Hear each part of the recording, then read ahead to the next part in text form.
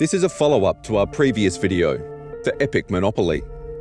Specifically, this video will respond to feedback, as well as explore a few topics that were either overlooked or glossed over in the Epic Monopoly. If you haven't watched that video yet, you can do so later. For now, here's a quick summary. In December 2018, Epic repurposed their Epic launcher into a store for other publishers to distribute and sell their games on. To kick things off, Epic announced players would get a free game on the launcher every 2 weeks. Unfortunately, any goodwill generated by this generous giveaway was quickly vaporized by news of Epic's unprecedented exclusivity deals. Epic was revealed to literally be paying other publishers to remove their third-party games off competing platforms. Consumers were understandably upset by this. Instead of trying to entice players to their store with better service, more features, or cheaper prices, Epic is trying to force them into patronizing their platform by removing all other choices. However, not everyone thinks this is something worth complaining about. Let's look at a few comments that express this view. Well, most PC games are only available on Steam. How's that for limiting consumer choices? Did Valve ever pay publishers not to sell their games on other stores? Did Valve ever do anything to limit consumer choice? Not that we know of. Apparently, having only one choice of platform is okay as long as that platform is Steam, and monopolies are bad only when it's someone other than Valve doing it. Did Valve ever do it though? Valve has never tried to bribe any publisher to make their games exclusive to Steam. Steam's dominance is not a result of any monopolizing strategy, but because it was the first distribution platform out there, while also being the first to open their store to other publishers to sell their games. If Steam is a monopoly, it's not because Steam have tried to make it so, but because nobody bothered to compete with it until very recently. EA's Origin, Blizzard's Battle.net, Ubisoft's Uplay. None of these platforms open their stores to third-party publishers, with the exception of Ubisoft games being available on Origin for some time now. Point is, Steam never paid publishers to keep their games off any of these platforms, and this is why people don't complain about Steam as much. Of course, a few still think Steam is being let off the hook. Valve's monopoly needs to end by any means. Nothing has been worse for PC gaming than Valve running the show. They practically invented loot boxes, not to mention open the floodgates to shovelware and intrusive DRM like Denuvo and Arxan. We disagree on both counts. The ends do not justify the means. To make matters worse, Steam and Epic are not monopolies to the same degree. Even if you consider Steam to be a monopoly, the only change Epic's exclusivity deals bring is replacing an accidental monopoly with an intentional one. Secondly, Valve had nothing to do with Denuvo. It was EA that commissioned the development of Denuvo. Furthermore, the first games to use Denuvo were FIFA 15 and Dragon Age Inquisition, both of which were not on Steam, but Origin. If a game on Steam uses Denuvo, it is because the publisher has paid Denuvo for their anti-tamper service. It has nothing to do with Valve. Speaking of other platforms, a few felt we weren't quite as harsh with them. Will you whine that Battlefield is not available on Steam? Will you whine that Heroes of the Storm is not available on Origin? This is not comparable to the situation at hand. Heroes of the Storm is Blizzard's intellectual property and is thus available exclusively on their platform, as has always been the case with their titles. This is not the issue with the Epic Store. Nobody complained about Fortnite or Unreal Tournament being exclusive to the Epic launcher. They are Epic's games, and of course they would need Epic's launcher. Consumers only started complaining after Epic got third-party publishers to remove their games from a competing platform, a platform that said games had already been advertised on. I'm certain if Blizzard, EA or Ubisoft started paying third-party publishers to take their games off competing platforms, consumers will be outraged all the same. So far they haven't done so, and hence Epic remains the focus of customer ire. As for the commenter's other example, Battlefield is EA's franchise and is thus exclusive to their distribution platform, Origin. This wasn't always the case though. A decade ago, EA used to distribute their games on Steam. That changed after EA launched Origin in 2011, removing Crysis 2 from the Steam store and turning it into an Origin exclusive. This move sparked some consumer criticism, with players complaining about Origin lacking features that Steam had. A few also declared the reason for their preference for Steam being the convenience of having all their games on one platform. I never agreed with this. If you consolidate your entire collection of games on one platform, you risk losing your entire library if your account is compromised.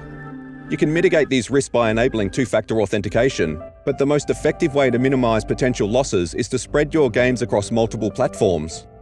If you were ever unfortunate enough to lose your Steam account, you would still have access to the games you bought on Origin, Uplay, or Blizzard's Battle.net.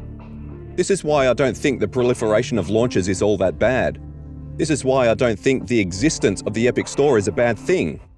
In fact, I appreciate it as long as it adds to consumer choice.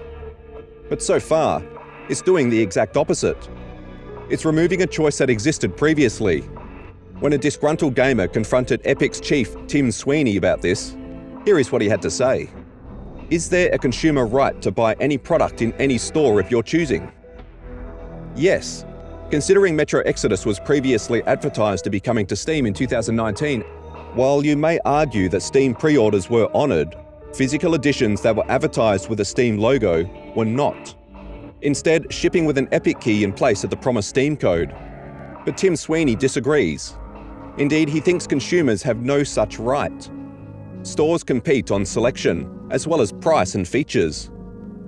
This is the same Tim Sweeney who rallied against UWP in 2016 and again in 2017, saying, "The thing that I feel is incredibly important for the future of the industry is the PC platform remains open, so that any user without any friction can install applications from any developer, and ensure that no company, Microsoft or anybody else, can insert themselves by force as a universal middleman and force developers to sell through them instead of selling directly to customers." What exactly is the Epic Store doing with Metro Exodus? Oh yes, inserting themselves by force as a universal middleman and forcing developers to sell through them instead of selling directly to customers. It's okay when Epic does it. Don't get us wrong, we are no fans of UWP. Indeed, we've made 3 videos on this very subject. Be sure to watch those once you've finished with this one. That being said, UWP does offer one unique service.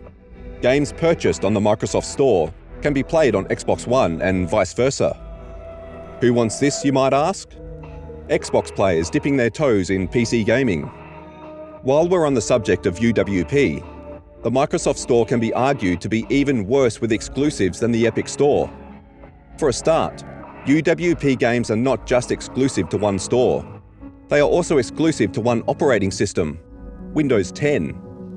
On the other hand though, Microsoft has not yet enticed third-party publishers to pull their games off of other stores. So far, all UWP exclusives are former Xbox exclusives that Microsoft has brought to Windows 10. Forza, Gears of War and Halo. Of course, it could be argued that Microsoft should never have taken them off Windows in the first place, considering Windows is and always has been their product. What do you think though? Do you think UWP is worth using for the ability to play former Xbox titles on a PC? Leave your thoughts in the comment section below. For now, let's continue looking at feedback to our previous video. Specifically that we forgot to talk about the Epic Store's missing features, shady terms, and the prospect of Tencent spying on customers. The Epic Store is a new platform, so it could have been forgiven for missing features found in more established platforms, if it hadn't started poaching games off said platforms. That being said, the Epic Store is a work in progress and will no doubt incorporate many of the features it's currently lacking. Indeed, they have already implemented an offline mode and have announced they will publish a roadmap soon. Perhaps they should have waited until their store had all of Steam's features before they started to poach games off it. Or better yet, Epic should have made exclusivity agreements with games that had not yet been announced to be coming to Steam.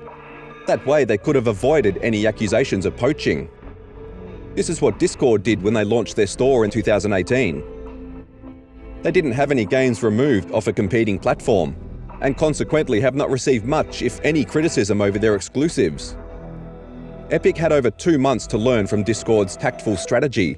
Had they done so, they would have given gamers far fewer reasons to be upset with the Epic Store. While we're comparing the 2 stores, Discord offers an even better revenue share for developers, 90%. It'll be interesting to see how many publishers take them up on their offer. On the subject of spyware, the only source I could find was a post on the PC gaming subreddit. One of the points the post brings up is Tencent helping the Chinese government spy on its citizens. Sweeney responded in a comment that distanced Epic from Tencent's activities. Epic does not share user data with Tencent or any other company. We don't share it, sell it, or broker access to it for advertising like so many other companies do. I'm the founder and controlling shareholder of Epic and would never allow this to happen. Tencent is not a parent company of Epic.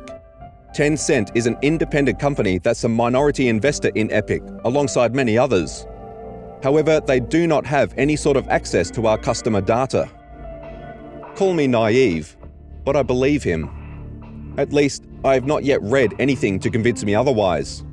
That's not to say you should believe him too, though. I understand why so many are distrustful of Epic given their recent practices. For example, just look at their terms of service. You hereby grant to Epic a non-exclusive, fully paid, royalty-free, irrevocable, perpetual, transferable, and sub-licensable license to use, copy, modify, adapt, distribute, prepare derivative works based on, publicly perform, publicly display, make, have use, sell, offer to sell, import, and otherwise exploit your user-generated content for any purpose, for all current and future methods and forms of exploitation in any country. Exploitation. That doesn't sound good, nor does the fact that they take similar liberties with your feedback. To make matters worse, they hold you responsible for what they do with your content. You agree to indemnify, pay the defense costs of, and hold harmless the Epic parties and their respective employees, officers, directors, agents, contractors, and other representatives from all claims, demands, actions, losses, liabilities, and expenses, including attorney's fees, costs, and expert witness fees that arise from or in connection with A. Any claim that, if true, would constitute a breach by you or this agreement of negligence by you. B. Any act or omission by you in using the software or services. Or C. Any claim of infringement or violation of any third-party intellectual property rights arising from Epic's use of your user-generated content or feedback. You agree to reimburse the Epic parties on demand for any defense costs incurred by the Epic parties and any payments made or loss suffered by the Epic parties, whether in a court judgment or settlement, based on any matter covered by this Section 8. If you are prohibited by law from entering into the indemnification obligation above, then you assume to the extent permitted by law all liability for all claims, demands, actions, losses, liabilities, and expenses, including attorney's fees, costs, and expert witnesses' fees, that are the stated subject matter of the indemnification obligation above. How lovely! Epic retains all the rights and potential profits from your content while leaving you with all the consequences of their actions. Some might argue all terms of service are like that. Let's look at Steam for comparison. I couldn't find any such equivalent in Steam's EULA. This is what turned up when I searched for attorney costs and fees. If you seek $10,000 or less, Valve agrees to reimburse your filing fee and your share of the arbitration costs, including your share of arbitrator compensation at the conclusion of the proceeding, unless the arbitrator determines your claims are frivolous or costs are unreasonable and determined by the arbitrator. Valve agrees not to seek its attorney's fees or costs in arbitration unless the arbitrator determines your claims are frivolous or costs are unreasonable as determined by the arbitrator. In any dispute arising under this agreement, the prevailing party will be entitled to attorney's fees and expenses. Doesn't sound nearly as one-sided as Epic, but we've only compared their approach to attorney's fees. How does Steam's terms for user-generated content compare to Epic's? When you upload your content to Steam to make it available to other users and/or to Valve, you grant Valve and its affiliates the worldwide, non-exclusive right to use, reproduce, modify, create derivative works from, distribute, transmit, transcode, translate, broadcast, and otherwise communicate, and publicly display and publicly perform your user-generated content and derivative works of your user-generated content for the purpose of the operation, distribution, and promotion of the Steam service, Steam games, or other Steam offerings. Again, this doesn't sound as bad as Epic. At least it doesn't explicitly say Steam can sell or exploit your content. It's not just Steam though. I looked at Origin and Uplay, and neither of them have anything near as alarming as Epic's terms of service. There are still a few who would have you disregard all of this because of Epic's generous revenue split that they insist benefits developers. It doesn't take long to find where they get this argument from. The Epic CEO himself. Multiple stores are necessary for the health of an ecosystem. When there's only one, their natural tendency is to siphon off more and more of the revenue. This is not true. 1 week before the launch of the Epic Store, Steam announced a new revenue agreement that gave developers a larger share of the revenue as their games sold more copies. For all sales between $10 million and $50 million, Steam's cut would drop from 30% to 25%. Beyond $50 million, Steam would take just 20%. All developers recognize this because their businesses are being crushed under the weight of these increasing store taxes. This is why devs have been super enthusiastic about the Epic Store. For users, I get that it's yet another launcher, and if you have Steam installed, you'd prefer to just use that. But if you want way better games to be built in the future, then please recognize what good this store can do. Steam takes 30% and Epic takes 12%. That's an 18% difference, and most devs make way less than an 18% profit margin. First of all, developers don't handle costs, revenue, and profits. Publishers do.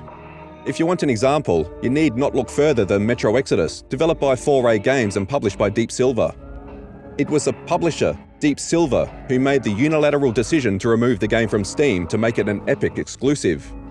It is the publishers, not the developers, that benefit from Epic's revenue model. Furthermore, there is no guarantee that the extra revenue will be invested in the developer. Nothing stops the publisher from pocketing the extra profits. Indeed, I don't see why it's assumed publishers have their developers' best interests at heart. If you're one of the people who think this, just look at the list of developers EA has killed to see how much developers truly matter to their publishers. That being said, there are developers who publish their own games, with Coffee Stain being the most relevant example. This is the only scenario where the developers benefit from Epic's revenue split. Is this benefit passed on to the consumer though? No. Our last video analysed all games common to Steam and the Epic Store, and found prices were identical across both platforms for all games but one. The singular exception was Metro Exodus, which had its price cut by $10 in North America. There was no such price cut for consumers outside this region. Aside from Americans who bought Exodus, consumers have seen no benefit from the generous revenue split Epic offers developers. This is not due to Steam. A response to our last video pointed out that Steam does not forbid publishers from selling the game for a cheaper price on other platforms. They do forbid selling Steam keys for a cheaper price, but that wouldn't apply to the Epic Store, which uses Epic keys. It is publishers who have chosen not to pass the price difference on to consumers, as is their right. Why then does Epic keep touting their revenue share to consumers? Do they expect consumers to be happy about a benefit they never receive? Worse yet, why is Sweeney using this revenue split to justify paying publishers to remove their games off competing platforms? I suppose we could be happy for the few developers who directly receive the 88%, even if we see nothing of that benefit, as long as it wasn't at our expense. Sadly, that is not the case. The Epic Game Store charges additional fees for processing payments from certain sources. Why? Because it's the only practicable way to operate a 12% fee store in those developing countries. Or so Sweeney says. Not only do these consumers see no discount from Epic's new revenue model, they actually see a price increase. It is telling that Epic has not been able to demonstrate one benefit that their store brings to consumers, because there isn't any. The Epic Store is a publisher-centric platform, to the detriment of consumers. The conclusive proof of this is Epic letting publishers opt in to let customers review their games. Sweeney says this was done to prevent review bombing, but it's obviously designed to let publishers decide to stifle criticism before it's even written. This also serves as a secondary, insidious purpose as another incentive for publishers to make their games exclusive to the Epic Store. How, you might ask? If a publisher knows their game is flawed and yet decides to proceed with their release, launching the game on Steam will allow players to leave honest, uncensored reviews directly below the buy button. Reviews that warn potential buyers of the game's shortcomings. If, on the other hand, publishers release their game exclusively on the Epic Store, they can opt out of reviews and so deprive customers from leaving feedback on the product page.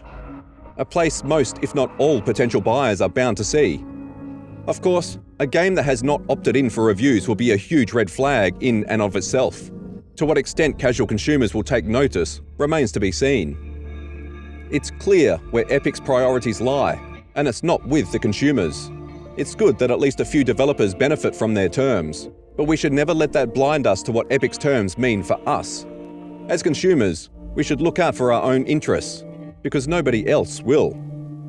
If you agree, please share this video to spread the word. There is more content like this in the works, so please like, subscribe and press the bell button so you don't miss out.